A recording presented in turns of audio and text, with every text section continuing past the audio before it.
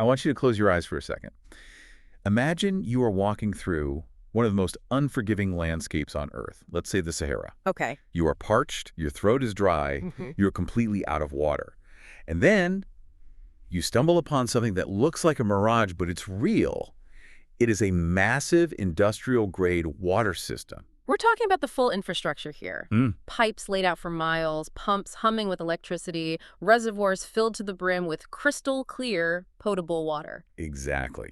The engineering is flawless, the system is live, but here is the kicker. You and the thousands of people walking behind you are dying of thirst. Oh, wow. Not because the water isn't there, but simply because nobody bothered to walk over and turn on the tap. It is a harrowing image. It feels like a logistical absurdity, doesn't it? A waste of resources on a colossal scale. It does. But today, on this deep dive, we aren't talking about water. We are talking about the global internet, because the source material we are unpacking today uses this exact analogy to describe the state of our planet right now. It's a comparison that really frames the issue perfectly. We are looking at a stack of documents centered around a concept called the free internet imperative. And to give everyone the lay of the land, we have a really interesting mix of sources here. We've got financial analysis on the unit economics of Starlink, we have internal reports on the rise of XAI, and we have case studies on the future of global education coming out of places like El Salvador. And the mission for this deep dive is to synthesize all of that into one core argument.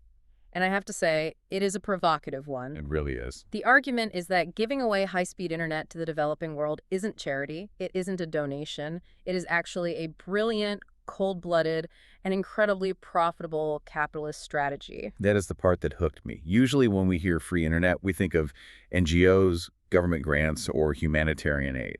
But these sources are arguing that this is the smartest move for the companies themselves. Specifically for the AI era. This isn't just about scrolling social media or watching funny videos. We are going to unpack the economics of sunk costs, a proposed device that costs less than a fast food lunch but could replace the smartphone for billions of people, and a geopolitical race that the sources are calling soft power in orbit. Soft power in orbit. That sounds like the title of a spy novel. Ah, So we have a lot to cover. We've got Elon Musk's ecosystem, we've got school kids in Central America, and we've got a vision for freemium internet. But let's start with that water analogy. How does that apply to satellites? Because I look up at the sky, and I don't see any pipes. you don't see them, but they are there, and they are moving fast. To understand the closed tap, we have to look at the sheer scale of what has been built in low Earth orbit, or LEO. Right, Leo. As of late 2025, the data shows that Starlink SpaceX's satellite arm has launched over 10,000 satellites. 10,000. I remember just a few years ago when having a few dozen satellites up there was considered a massive constellation. It's a completely different era. It is the largest satellite constellation in human history by a massive margin. About 8,600 of them are fully operational right now. Okay, so 8,600 active schoolhouses in the sky, so to speak. That's a good way to put it. And they are circling the globe, forming a mesh network.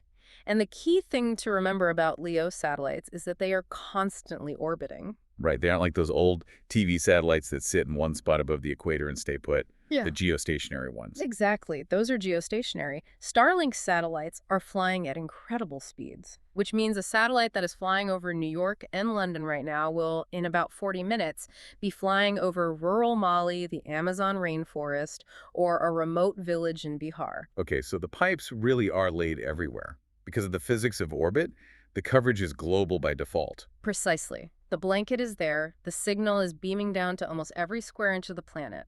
But here is the disconnect, and this is where the numbers get wild. Lay it on me. Despite having this massive global coverage, Starlink only has about 9 million active users across 155 markets. Wait, let me do the math on that.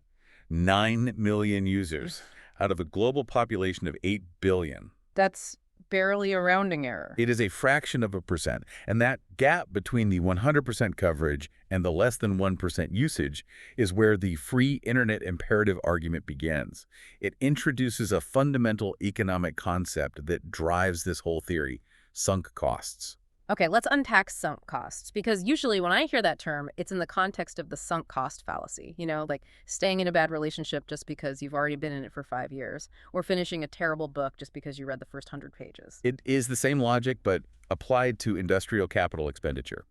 In the satellite business, the vast majority of your cost is upfront. You have to design the satellite, which costs billions in R&D. Right. Then you have to build the factory to mass produce them, build the rocket, process the fuel, build the satellite, and launch it into space. That money is gone. Poof. Can't get a refund on burnt rocket fuel. Exactly. Once that satellite is in orbit, the money is spent. But here is the crucial part.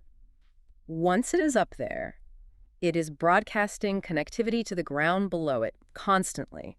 It costs the company effectively zero to connect one additional user in a village in Kenya. Zero. There's no maintenance cost. Okay. No electricity cost for that specific user. I mean, come on, nothing is truly zero. Okay, you're right, not literally zero. There's a tiny bit of network processing cost on the ground, but it's negligible. The satellite is powered by solar panels. It's maintaining its orbit regardless of usage. Whether one person connects or 1,000 people connect, the satellite is essentially doing the same amount of work. The marginal cost, the cost of that extra unit of service, is as close to zero as you can get in a business like this. To go back to the analogy, it really is like building a cell tower in the middle of a desert. And refusing to turn it on because the people living there can't afford a $50 monthly plan. The analysis argues that this is economic inefficiency disguised as pricing discipline. But isn't that just business? Yeah. You don't give away Ferraris just because you built the factory. But a Ferrari is a physical object. If I give you a Ferrari, I can't sell that same Ferrari to someone else. It's a rival good. Bandwidth is different. Unused bandwidth is wasted value. Think of it like a seat on an airplane that takes off with empty spots. Right. Once the plane leaves the ground, you can never sell that seat. The revenue opportunity evaporates. Right. If you don't sell the bandwidth this second, you can't save it in a jar for later. It's just gone. It produces no data, no revenue, no ecosystem growth. It is just waste. So the argument is, if it costs you nothing to add the user and the bandwidth is just evaporating anyway, you might as well let them use it. Okay, I follow the logic. It's better to have a user than empty air. But let them use it implies a free-for-all. Is the proposal to just give everyone free high-speed internet? Because surely that would clog up the network for the paying customers in New York or London. That seems like a real problem. That's a valid concern, and the sources address it directly. The proposal isn't to give everyone free 4K Netflix streaming or low-latency gaming. Video consumes massive amounts of data. The proposal is for a freemium layer. Freemium, like Spotify or Dropbox. You get the basics for free, but you pay for the premium features. Exactly. Specifically for the 100 poorest countries, as defined by the World Bank or similar metrics. The idea is a restricted basic tier. Just enough bandwidth for text, voice calls, government services, educational content, and this is the critical one basic AI access. So you aren't binge-watching the latest hit show, but you can talk to your family, learn math, or look up crop prices. Correct. It's utility-grade internet, not entertainment-grade. And the expert analysis suggests this shifts the business model entirely. You move from a model of scarcity pricing, trying to squeeze the most money out of a few rich customers, to planetary customer acquisition. Planetary customer acquisition, that sounds massive. It's about getting them in the door. It's a land grab. It's a mindshare grab. You get them on the network, and in the digital economy, being on the network is the first step to everything else. If you aren't connected, you don't exist in the modern economy. But before we get into how they monetize these free users, because I know there has to be a way to make money here, we need to look at the competitive landscape. Because Starlink isn't the only company putting metal in the sky. Right. I mean, if this is such a good idea, why isn't everyone doing it? Exactly. Is Starlink the only one who could do this freemium model? Or is it a race? It is absolutely a race, but the data suggests Starlink is running a different race than everyone else right now. They are in a league of their own regarding capacity. Okay, so let's break down the field. Who are the other runners? Well, you have OneWeb, which is now Eutelsat OneWeb. They were actually an early pioneer, but they hit financial trouble, went bankrupt, and were rescued by the UK government and Party Global from India. A government rescue usually comes with strings attached, or at least a change in priorities. It does, and you see that in their strategy. They have about 650 satellites up, but their focus isn't the average person. They are targeting enterprise clients. So not me and you. No. They want to sell connectivity to governments, airlines, shipping companies. They're trying to wire up a cruise ship or an entire military base, not a remote village for individual users. Okay, so they aren't really a competitor for this mass adoption vision. Who is the real threat to Starlink? The sleeping giant is Amazon with Project Kuiper. Ah, yes. Jeff Bezos versus Elon Musk. The rivalry continues in orbit. Always. Amazon has plans for over 3,000 satellites. And their strategic edge is obvious. If you have a Kuiper dish, you are plugged directly into the massive Amazon retail machine and, more importantly, Amazon Web Services, AWS. Talk about that for a second. What does that integration actually mean for a user? Well, for a consumer, imagine ordering a product on Amazon and having the logistics tracked via your own satellite connection perfectly seamlessly. But for a business, that's the real game changer. So, A huge portion of the modern internet runs on AWS.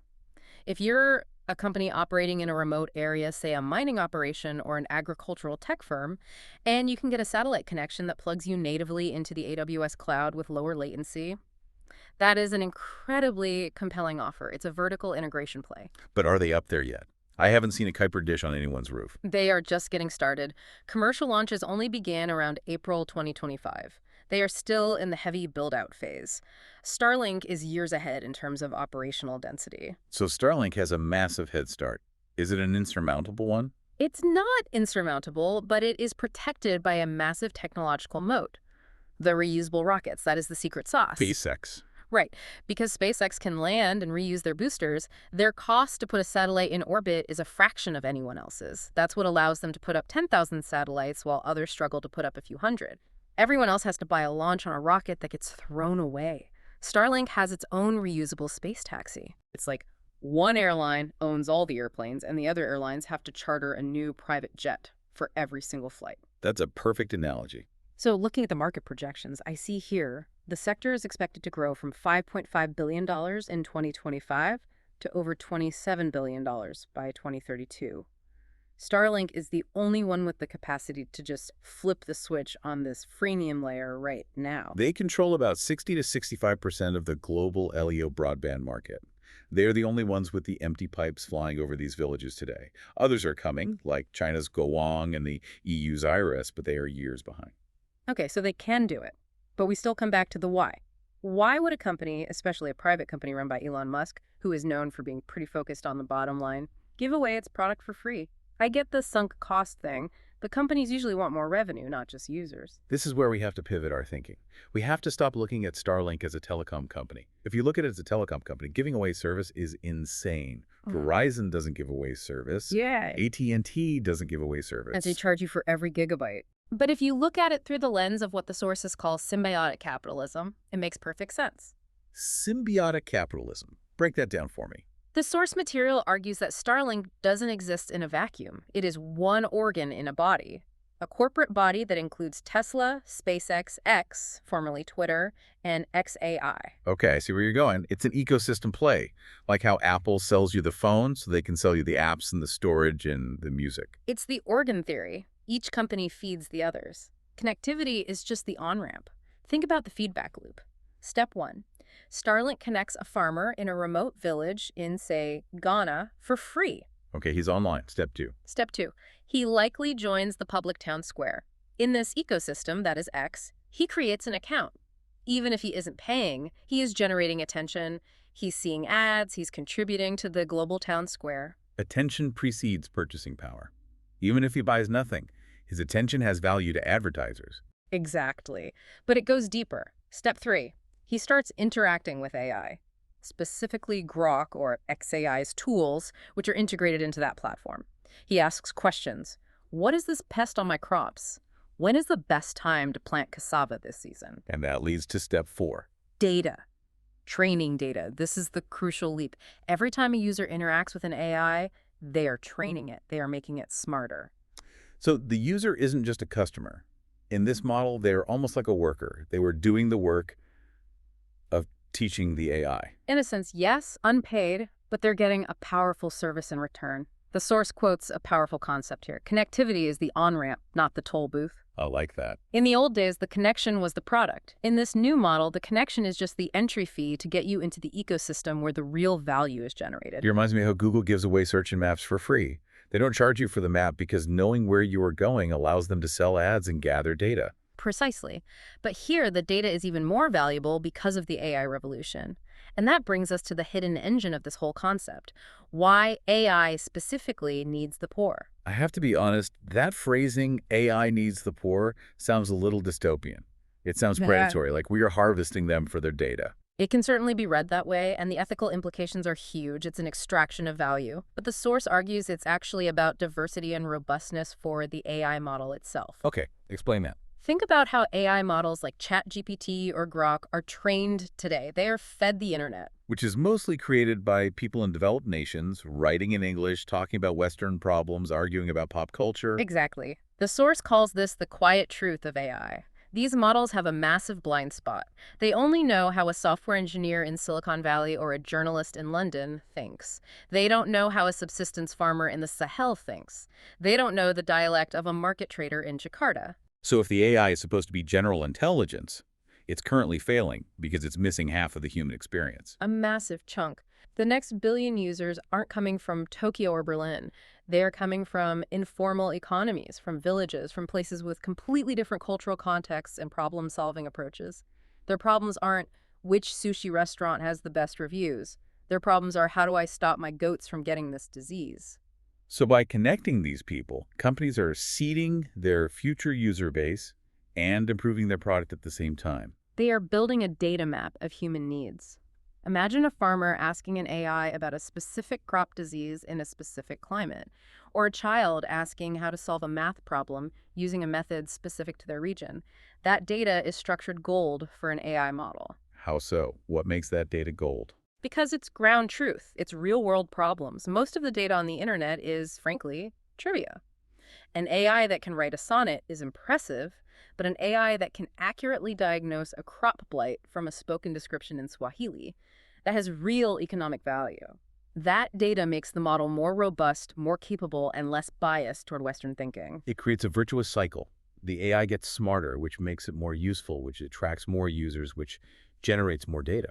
And the economic argument is that the long-term value of this data and the future economic activity of these users far outweighs the cost of the bandwidth, which, remember, was evaporating anyway. But there is an ethical note here, right? The sources must touch on this. We can't just harvest data without privacy. Absolutely. The sources are clear on that. It must be done with transparency and user consent.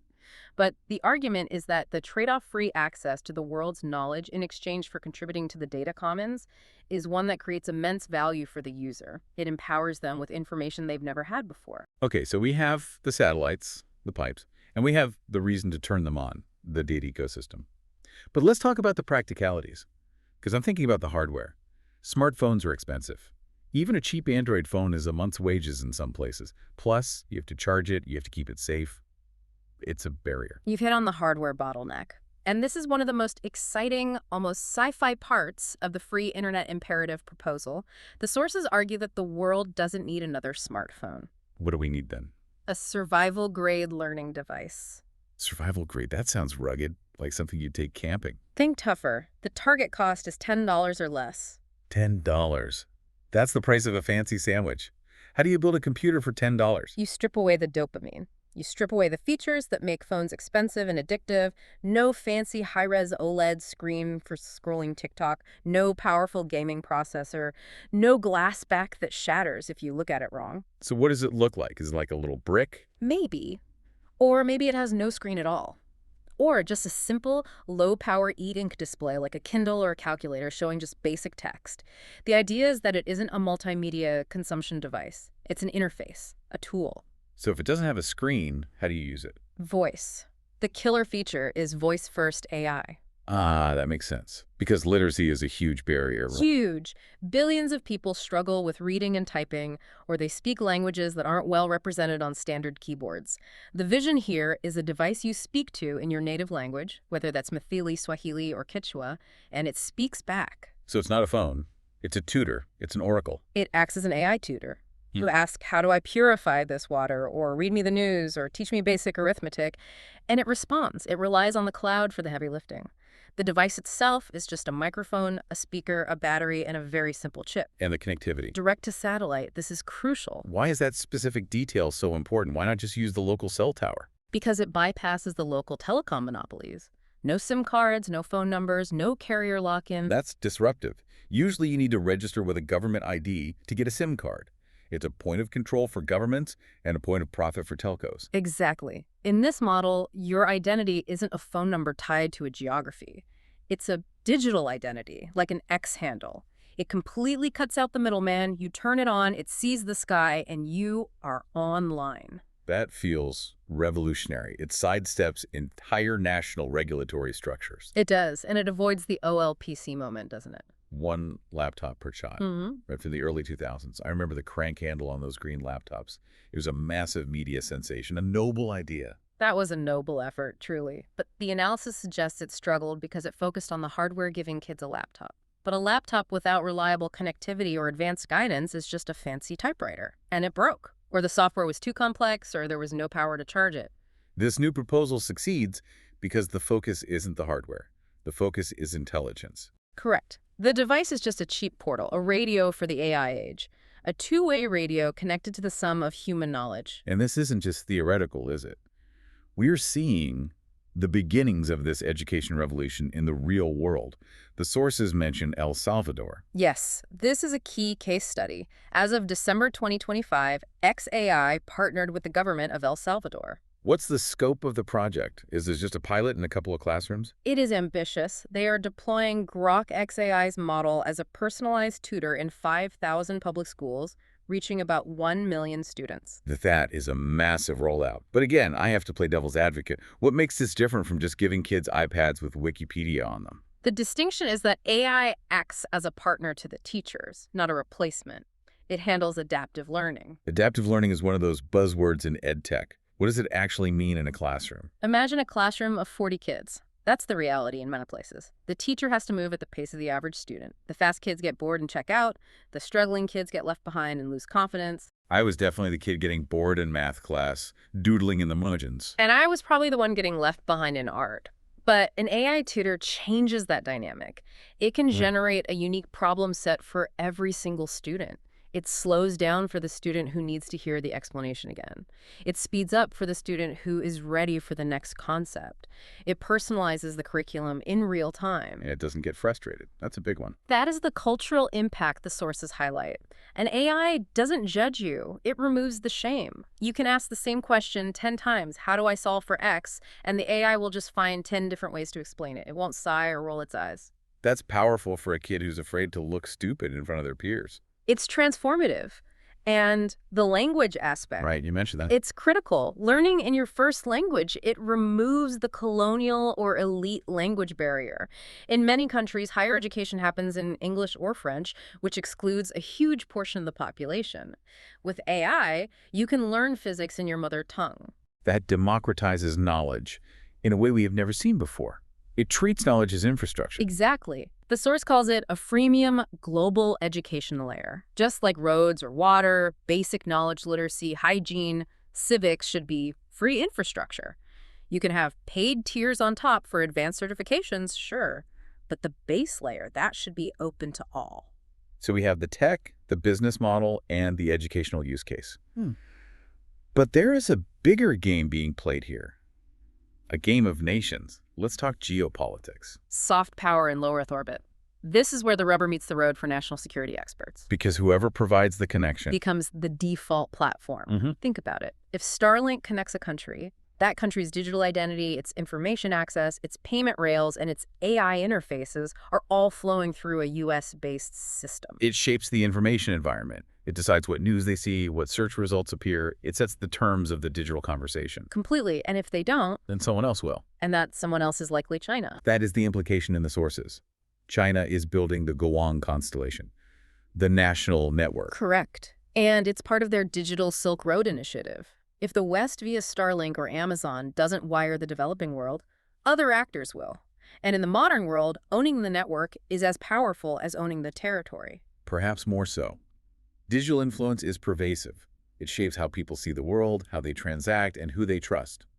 It's a battle for hearts and minds fought with bandwidth. The open the tap argument isn't just humanitarian, it is a strategic imperative. Leaving these populations offline is a strategic oversight. It's creating a vacuum that rival powers will fill. So, from a U.S. foreign policy perspective, letting a private company like SpaceX do this is a massive win. They don't have to fund it, but they reap the soft power benefits. It's the ultimate soft power. You aren't forcing people to like you. You are providing the utility that makes their modern life possible. Their first interaction with the global knowledge economy comes through a Western platform. That builds a generational affinity. And that creates a domino effect for the future. Exactly. Let's look at those future implications. What happens when you suddenly bring a billion new minds online? Economic activation. History shows us that every single time a population is brought online, they eventually become economically active. They start businesses, they trade, they consume. A farmer who can check market prices in the capital city in real time is no longer at the mercy of the local middleman. A woman who can learn a new skill online, like coding or digital marketing, can participate in the global freelance economy from her village. It unleashes a wave of latent human capital. Attention precedes purchasing power.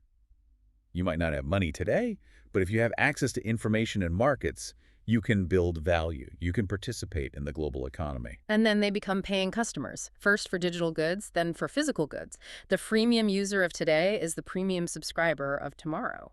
But Starlink can't do this alone, right? I mean, 10,000 satellites is a lot, but the world is big. And building millions of $10 devices isn't cheap, even at that price. No, absolutely not. The sources suggest a coalition approach. This $10 device, the network, the AI, it needs a coalition of chip makers, satellite providers, and AI labs. It's a Manhattan Project for connectivity. Or perhaps an Apollo program for education. You need someone like a TSMC or a MediaTek to design an ultra-low-cost chip. You need the satellite providers. You need the AI labs to optimize their models to run efficiently. Maybe even governments and NGOs to help with distribution. It's a massive undertaking. But the vision is stunning. A world where a child in a refugee camp has access to the exact same sum of human knowledge via an AI tutor as a child in a wealthy suburb of San Francisco. That changes the bottleneck. What do you mean? It changes the bottleneck of education from access, can I get to a school, can I afford a book, to curiosity. The only limit becomes your own desire to learn. It's an incredible vision. We have moved from discussing sunk costs and rocket fuel to a world where the only limit is human curiosity. And the crazy part is the hardware is already there, flying over our heads. That brings us to our final thoughts. The satellites are flying over us right now as we're speaking. They are. The pipes are laid. The pumps are working. The tap is connected. The only thing missing is the decision to turn it on. It makes you look at the night sky differently. Those little moving lights. They're not just satellites anymore. No, they're not. The source leaves us with a provocative thought. If we view data as the new oil, are the unconnected populations of the world actually the largest untapped oil field on Earth? And what happens to the first entity brave enough to drill there? Exactly. It's a race. A race to unlock human potential. And whoever wins that race gets to define the future of the digital economy. So, next time you look up at the stars and you see one of the little points of light moving steadily across the sky, remember, those moving lights aren't just satellites, they're dormant schoolhouses, waiting to be opened. Waiting for someone to flip the switch. Thanks for listening to this deep dive. It's a lot to process, but that's why we're here. Keep looking up. Catch you on the next one.